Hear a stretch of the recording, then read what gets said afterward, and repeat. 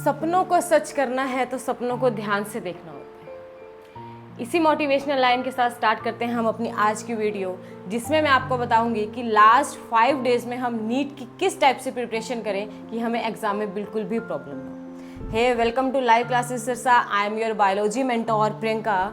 तो जैसे कि आपको पता है कि नीट के एग्जाम में कुछ ही डेज रिमेन रह चुके हैं, है ना। तो इस टाइम बच्चों पे बहुत ज़्यादा प्रेशर होगा। उस प्रेशर को ही कम करने के लिए मैं आपके लिए एक छोटी सी मोटिवेशनल वीडियो लेके आई हूँ, जिसमें मैं आपको कंप्लीट स्ट्रेटेजी बताऊंगी कि 5 डेज में आप क्या क्या कर सकते हैं। मैं आपको कुछ 5 से 6 चीज़ें बताऊंगी, कुछ लाइंस बताऊंगी जो आपको पढ़ना है, कुछ पॉइंट्स बताऊंगी। बस उन्हीं पे ही फोकस करिए। आपको नीट के एग्जाम को क्रैक करने के लिए कोई भी डिफिकल्टी नहीं होगी, बट फॉलो जरूर करना, ठीक है। तो फर्स्ट क्या है, आप एक शेड्यूल बना लीजिए। भी अब लास्ट डेज हैं तो हमने क्या करना है, एक दिन ऐसा शेड्यूल बना लो कि एक दिन में हमें पूरी 11th 1 गो में कंप्लीट करनी है, ओनली एनसीईआरटी।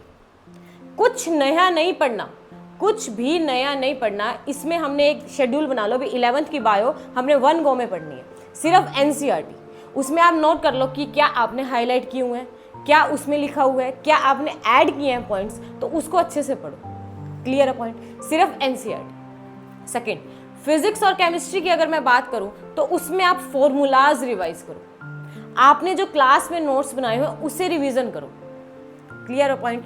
अगर आप क्लास के नोट्स को रिवाइज करेंगे, पूरा साल आपने बहुत टीचर्स के लेक्चर देखे हैं ना, बहुत वन शॉट देखे, सब कुछ देखा है, बहुत वीडियोस देखे हैं, यूट्यूब से पढ़े हो, आपने पैकेज भी लिए होंगे, सब कुछ किए, बट अब सिर्फ और सिर्फ सेल्फ स्टडी का टाइम है। क्लियर है पॉइंट। तो फर्स्ट आपने क्या करना है, बायो के जैसे 11th की बायो है, मैक्सिमम 5 to 6 आवर लगेंगे, ज़्यादा नहीं लगेंगे।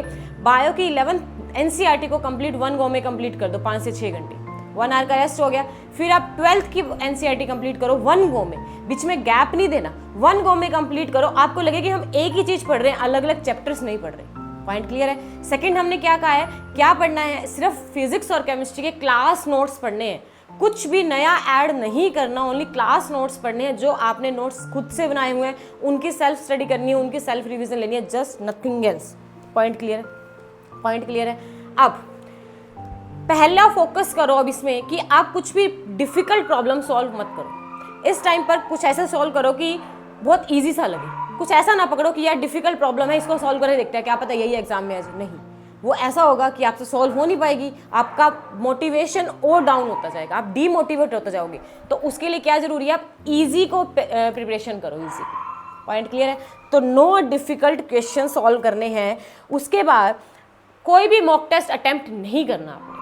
पूरा साल आपने बहुत पढ़ा है, बहुत मॉक टेस्ट दिए, तो लास्ट के टाइम पर आपने कोई भी मॉक टेस्ट नहीं देना, बिकॉज एनटीए का एग्जाम बहुत ज़्यादा ईजी आता है। एनटीए का exam as compare to your mock test बहुत ज़्यादा ईजी देगा। पॉइंट क्लियर है। तो और भी कुछ ऐसा नहीं करना, कोई भी वन शॉट नहीं देखना, कोई भी वन शॉट नहीं देखना आपने। अब जो है, हाँ, जिसमें आपने पढ़ा, सेल्फ स्टडी की, जिस पॉइंट में प्रॉब्लम है उसकी वीडियोस जरूर देखो, उसका अपने टीचर से डिस्कस करो, बट कोई भी वन शॉट अब नहीं देखना। जितना टाइम होगा अगर आप अपने सेल्फ स्टडी पे लगाएंगे, सेल्फ रिवीजन पे लगाएंगे, वही आपके लिए क्या है, फायदेमंद रहेगा। ठीक है। तो फर्स्ट आपने क्या करना है, पूरी 11th और 12th की बायोलॉजी एनसीईआरटी को सिर्फ और सिर्फ 1 गो में कंप्लीट कर दो।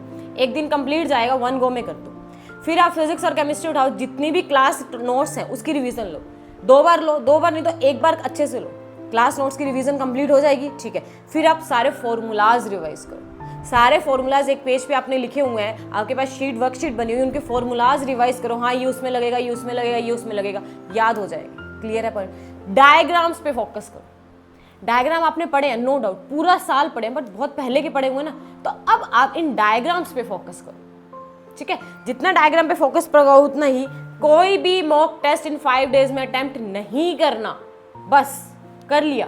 कोई भी मॉक टेस्ट 5 डेज में अटेम्प्ट नहीं करना, as NTA exam is very easy as compare to mock test. Point clear है, पॉइंट क्लियर है।